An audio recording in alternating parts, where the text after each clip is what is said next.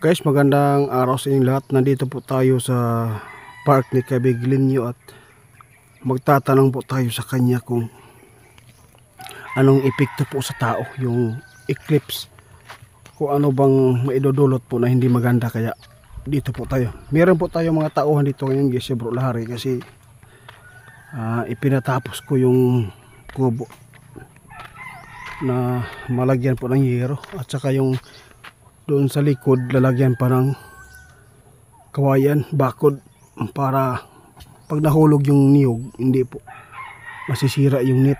Bro, kumusta dyan? Nasa Linyo diha? Wala lagi. Ay ka.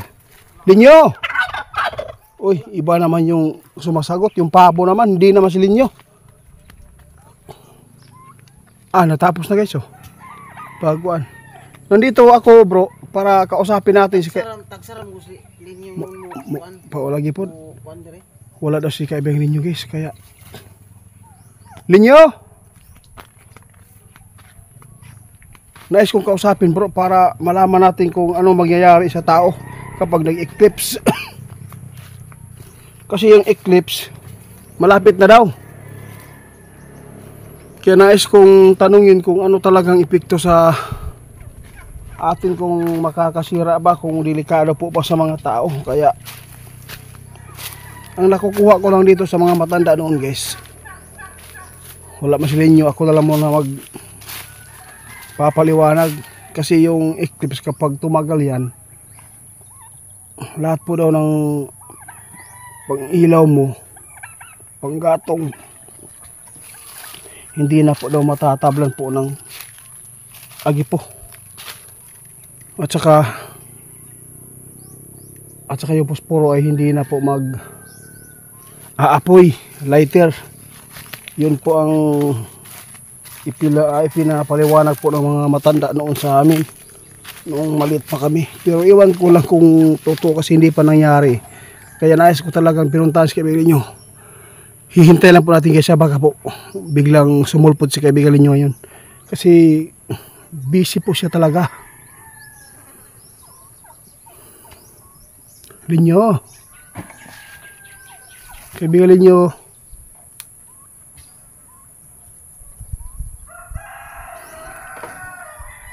Wala guys, Linyo guys. Ito guys, palagyan pa natin ng bulaklak dito guys, pataniman, para maging maganda yung park niya.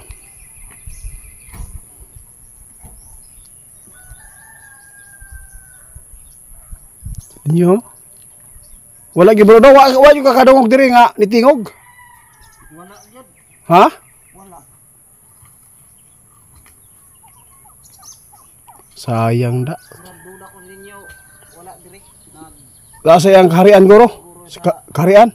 Ginarian na kuan kay wala man siya kaabot ro. Mo lagi, boss, gusto ko mag-istorya kay siya, kay aron mahibalan nato kung anong mangyayari po sa mundo kapag nag-eclipse.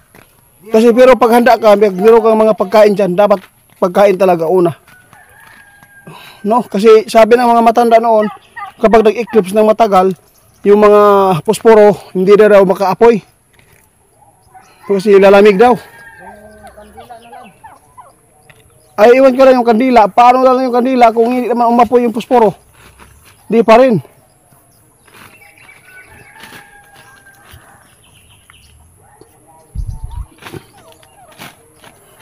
I-update ko lang sa inyo guys sa tungkol po sa eclipse. Itatanong po natin kay Kaibigan Linyo. Baka po mamaya o ngayon, hihintayin ko lang dito, makausap po natin.